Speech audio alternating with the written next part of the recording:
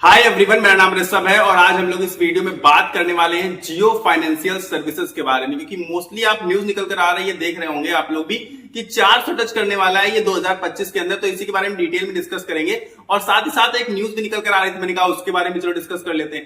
जो इनके एनएफओ आए थे 3, आपको पता है कि नए म्यूचुअल फंड लॉन्च किए थे इन लोगों ने, जिसमें एनएफओ जब लेकर आए थे सिर्फ और सिर्फ 3 दिन के लिए लेकर आए थे। और इसके बाद आज आप पाएंगे कि मार्केट में आ चुके हैं, उतर चुके हैं कि जो लोग एनएफओ में पैसा नहीं भी लगा पाए तो अब वो चाहें तो उन म्यूचुअल फंड्स में अपना पैसा लगा सकते हैं। वन टाइम ऑप्शन भी अवेलेबल है, यानी कि लमसम और एसआईपी भी आप कर सकते हैं। खैर, तो उन एनएफओ में पता है कितना रुपया आया है? 17,800 करोड़ रुपए इन्वेस्टमेंट आया है, जिसको अब ये लोग हैंडल करेंगे। यानी कि म्यूचुअल फंड बिजनेस इनकी धमाकेदार और जोरदार एंट्री मारी है म्यूचुअल फंड बिजनेस में। क्योंकि जैसे ही एनएफओ लाए, 3 एनएफओ थे और आप सबको पता है कि जो वो एनएफओ थे वो डेब्ट टाइप एनएफओ थे, यानी कि बहुत ज्यादा लो टू मॉडरेट रिस्क में आते हैं, मेनली लो रिस्क आप बोल सकते हैं, और जिसमें आपको एक फिक्स इनकम मिलती है, यानी कि आपका जो कैपिटल है वो कहीं नहीं जाएगा। तो इस टाइप के एनएफओ लाए थे लोग, न्यू म्यूचुअल फंड्स लाए थे, जिसमें 17,800 करोड़ रुपए का इन्वेस्टमेंट आया है। इसी से आप समझ गए होंगे कि काफी ज्यादा भरोसा जताते हैं इन्वेस्टर्स आज भी मुकेश अंबानी जी के ऊपर। और खास चीज पता है क्या है कि जो इनका म्यूचुअल फंड बिजनेस है, इनका ज्वाइंट वेंचर है जियो ब्लैक रॉक के नाम से। तो ब्लैक रॉक हम सब अच्छे तरीके से जानते हैं कि आप इन्वेस्टमेंट की दुनिया में कहीं भी चले जाइए, ब्लैक रॉक से ज्यादा बड़ी फर्म आपको देखने को नहीं मिल सकती है। ब्लैक रॉक एक जानी मानी कंपनी है पूरी दुनिया में। इनफैक्ट हमारे देश की जो इकोनॉमी है उससे ज्यादा पैसा वो लोग इन्वेस्टमेंट करते हैं, मतलब उससे ज्यादा पैसा वो लोग हैंडल करते हैं लोगों का। तो आप समझ गए होंगे आई होप इस चीज को कि काफी बेहतर तरीके से फाइनेंशियल मैनेजमेंट का काम करती है ब्लैक रॉक की कंपनी। और यहां पर जियो के साथ उनका ज्वाइंट वेंचर है, यानी कि हमारे अंबानी जी के साथ। 3 एनएफओ आया, 17,800 करोड़ रुपया आया। अब उसको इन्वेस्टमेंट किया जाएगा, उसका इन्वेस्टमेंट किया जाएगा, उसको मैनेज किया जाएगा। एक तरीके से इन्वेस्टमेंट का मतलब यही है, क्योंकि वो डेब्ट टाइप म्यूचुअल फंड्स थे।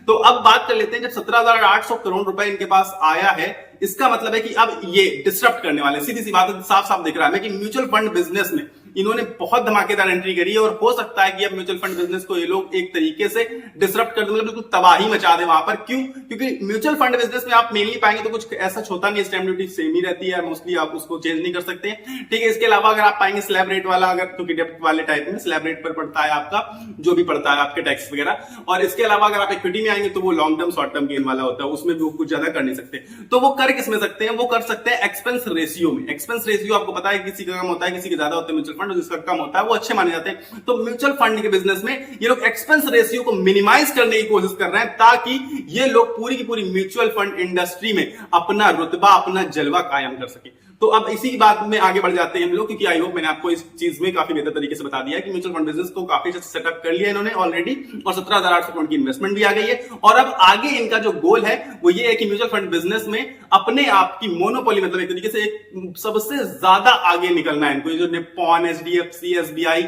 इन सबसे बहुत आगे निकलने की इच्छा रख रहे हैं। अभी हाल फिलहाल अभी ऐसा हुआ नहीं है, क्योंकि अभी तक इनके इक्विटी म्यूचुअल फंड्स भी नहीं आए। अब बात कर लेते हैं आगे। तो इनका ब्रोकरेज बिजनेस भी ऑलरेडी आपको पता है कि सेबी की तरफ से ब्रोकरेज बिजनेस की मंजूरी मिल चुकी थी ऑलरेडी। और इसके साथ ही साथ सेबी ने अभी कुछ दिन पहले ही इन्हें म्यूचुअल फंड बिजनेस की मंजूरी बहुत पहले दे दी थी, इसलिए अब म्यूचुअल फंड बिजनेस स्टार्ट हो गए। और ब्रोकरेज बिजनेस की जो इन्हें मंजूरी दी थी ना, अभी कुछ दिन पहले ही ब्रोकरेज बिजनेस में डिस्काउंट ब्रोकिंग की भी इन्हें मंजूरी मिल गई है सेबी की तरफ से।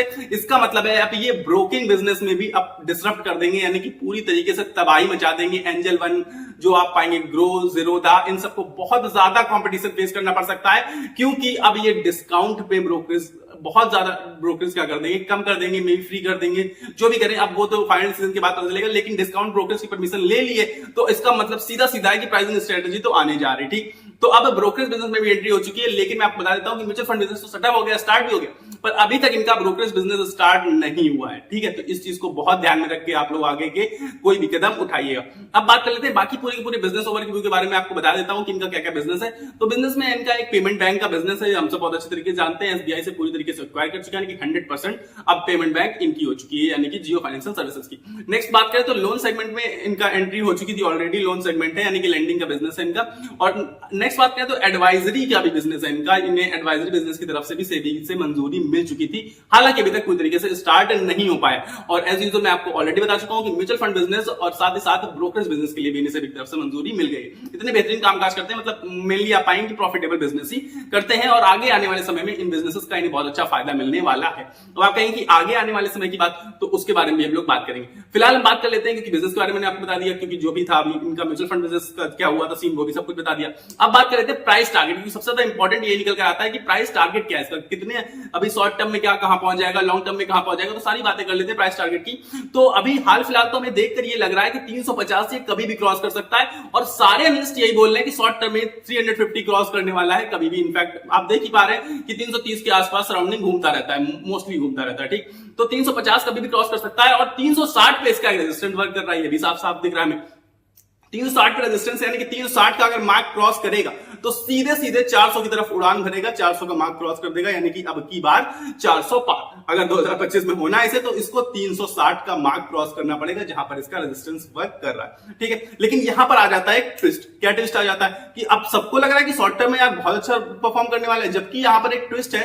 और ट्विस्ट क्या है कि अभी हाल फिलहाल म्यूचुअल फंड बिजनेस स्टार्ट हुआ है और ब्रोकरेज बिजनेस जिसका इतना हुआ है, जितना इसकी हाइप है, वो अभी तक इनका स्टार्ट नहीं हो पाया, ठीक है। और एडवाइजरी बिजनेस भी अभी हाल फिलहाल ही मंजूरी मिली है इनको, यानी कि ये जो जून तक का महीना था, यानी कि क्वार्टर 1 के जो रिजल्ट्स आएंगे उनका इनके बिजनेसेस का क्या संबंध है, कोई संबंध नहीं दिख रहा है, क्योंकि उनका AUM, उनका रेवेन्यू, उनका प्रॉफिट नेक्स्ट क्वार्टर में आपको देखने को मिलेगा।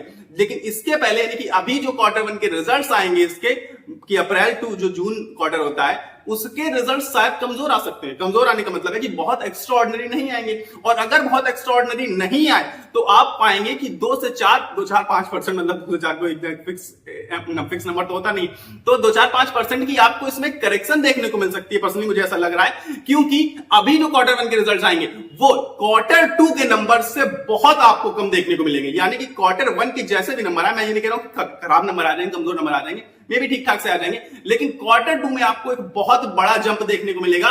रेवेन्यू आपको हो सकता है कि 2-4-5 गुना बढ़ता हुआ नजर आए, प्रॉफिट भी 2-4-5 गुना बढ़ता हुआ नजर आ सकता है, क्योंकि ये जो सारे बिजनेसेस इनके सेटअप हो रहे हैं, स्टार्ट हो रहे हैं, उनका इंपैक्ट आप लगातार अब देखने को मिलता रहेगा आपको, सिवाय इस क्वार्टर 1 के रिजल्ट्स को छोड़कर, ठीक। तो क्वार्टर 1 के रिजल्ट्स अगर खराब थोड़े बहुत आते हैं तो घबराइएगा नहीं, पैनिक में मत आइएगा। इनफैक्ट अगर करेक्शन आए तो उसमें उठाने की सोचिएगा, क्योंकि मेरे हिसाब से वो इन्वेस्टर्स के लिए बहुत अच्छी एक अपॉर्चुनिटी होगी। अब मैं आपको एक और बात बता देता हूं कि मैं सिविल रजिस्टर्ड नहीं हूं, तो ये जो भी चीजें मैं आपको बता रहा हूं ये मेरा पर्सनल एनालिसिस है और मेरा पर्सनल ओपिनियन है। अगर आप कोई फाइनेंस कॉल लेना चाहते हैं जियो फाइनेंशियल सर्विसेज से रिलेटेड, तो आपको अपने पर्सनल एनालिसिस के बेसिस पर लेनी पड़ेगी या फिर अपने फाइनेंशियल एडवाइजर से पूछ कर लेनी पड़ेगी। तो चलिए फटाफट से आगे मैं अपने ओपिनियन के बारे में भी आपको बता देता हूं। तो मेरा ओपिनियन क्या कहता है, मेरा ओपिनियन पर्सनल लगता है कि शॉर्ट टर्म टारगेट सच में 400 ये टारगेट अचीव करेगा शॉर्ट टर्म। और शॉर्ट टर्म का मतलब 1-2 दिन या 10-15 दिन, महीना भर नहीं होता। शॉर्ट टर्म का मतलब होता है 3 महीने से लेकर 6 महीने तक, ये शॉर्ट टर्म टारगेट होते हैं। तो 3 महीने से 6 महीने के अंदर आपको 400 का टारगेट अचीव होते हुए नजर आएगा पर्सनली मुझे लगता है। अब अगर थोड़ा सा हम लोग आगे बढ़ते हैं, करीब 5 साल तक के लिए व्यू लेके चलते हैं, कि बहुत सारे लोग कहते हैं हम लॉन्ग टर्म इन्वेस्टमेंट करते हैं, और लॉन्ग टर्म इन्वेस्टमेंट का मतलब एट लीस्ट 5 साल होता है। अगर आप 1-2 साल इन्वेस्ट करें तो मैं इसे मिड टर्म मानता हूं, ठीक है। तो 5 साल के लिए अगर आप इन्वेस्टमेंट करने की सोच रहे हैं तो लगभग आपको 1200, मतलब वर्स्ट सिचुएशन की बात बता रहा हूं मैं, कि बिल्कुल वर्स्ट सिचुएशन, जब बहुत खराब परफॉर्मेंस दिखाएगा ये, तब भी आपको 1200 का टारगेट अचीव करते हुए नजर आ सकता है। और अगर आप और भी लॉन्ग टर्म सोच रहे हैं कि 10 साल के लिए चलो इन्वेस्ट कर देते हैं, कुछ बड़ा करने वाले, आप 10 साल बाद का कुछ सोच रहे हैं कि तब तक के लिए कितना ग्रो हो जाएगा, तो 10 साल का अगर हम लोग प्राइस टारगेट लेकर चले तो करीब आप 2000 के ऊपर लेकर चल सकते हैं। 3000 के समथिंग आप आराम से इस स्टॉक को पा सकते हैं। 2 से 3000 की रेंज में आपको मूव करता हुआ नजर आएगा। और ये भी मैं बता रहा हूं आपको एक वर्स्ट सिचुएशन में, मतलब खराब से खराब सिचुएशन में, ठीक। आई होप आप अच्छी तरीके से समझ गए होंगे इस चीज को। और जियो फाइनेंस सर्विसेज अगर मेरी तरफ से आप पाएंगे, क्योंकि मैं सिर्फ पर्सनल ओपिनियन यहाँ पर आपको शेयर कर रहा हूं, तो मेरा ये बहुत मोस्ट फेवरेट स्टॉक है। और इसके जितने सारे बिजनेसेस मैंने आपको बताए अभी, बहुत ज्यादा फैसिनेटिंग बिजनेस है और ऑलवेज प्रॉफिटेबल बिजनेस है। और क्योंकि अंबानी जी का नाम इतना ज्यादा काफी है, तो मुझे पसंद लगता है कि काफी अच्छे से ग्रोथ चल रही है इनकी, और आगे आने वाले समय में ये आपको मल्टी बैगर रिटर्न्स देने की दम रखता है। इनफैक्ट मल्टी बैगर रिटर्न्स आपको देगा, और इस चीज का ये सबूत है कि इसने अभी हाल फिलहाल 3 महीने में आपको करीब 60 से 65% रिटर्न्स बनाकर दिए हैं। यानी कि निफ्टी 50 का हिस्सा है, लेकिन अपने इंडेक्स को आउट परफॉर्म कर दिया, पूरी मार्केट को आउट परफॉर्म कर दिया है। अब आपसे मेरा एक छोटा सा सवाल है, अगर आप कोई भी, मैं सिर्फ निफ्टी 50 की बात नहीं कर रहा हूं, मैं एक ओवरऑल लार्ज कैप की बात कर रहा हूं। आप पूरे 100 स्टॉक्स में से कोई बता सकते हैं। अगर किसी ने इससे अच्छा परफॉर्म किया हो किसी भी स्टॉक ने, तो आप मुझे कमेंट सेक्शन में जरूर से जरूर बताइए, क्योंकि मुझे पर्सनली मैंने नहीं देखा है, लेकिन हो सकता है किया हो। तो अगर आपको पता है तो मुझे कमेंट सेक्शन में उस स्टॉक का नाम जरूर से जरूर मेंशन करिएगा। मिलेंगे अगले वीडियो में, लेकिन उससे पहले आपको कहीं नहीं जाना, बिना वीडियो को लाइक किए हुए, क्योंकि लाइक होता है फ्री ऑफ कॉस्ट और आपके एक लाइक से मुझे बहुत ज्यादा मोटिवेशन और सपोर्ट मिलता है। तो वीडियो को लाइक का बटन दबाकर वीडियो को लाइक कर दीजिए, साथ ही साथ चैनल को सब्सक्राइब कर लीजिए, ताकि आपको रेगुलर बेसिस पर मेरे द्वारा शेयर मार्केट से रिलेटेड वीडियोस, आईपीएल एनालिसिस, इसके साथ साथ स्टॉक स्पेसिफिक एनालिसिस और सारी चीजें जितनी न्यूज वगैरह आती हैं स्टॉक मार्केट से रिलेटेड, अगर आप रेगुलर बेसिस पर मेरे द्वारा वीडियोस चाहते हैं तो आप चैनल को सब्सक्राइब बटन दबाकर मेरे साथ जुड़ सकते हैं। मिलेंगे अगले वीडियो में, तब तक के लिए आप सभी को अपनी सेहत का ख्याल रखना है, स्वस्थ रहिए, मस्त रहिए। नमस्कार, धन्यवाद।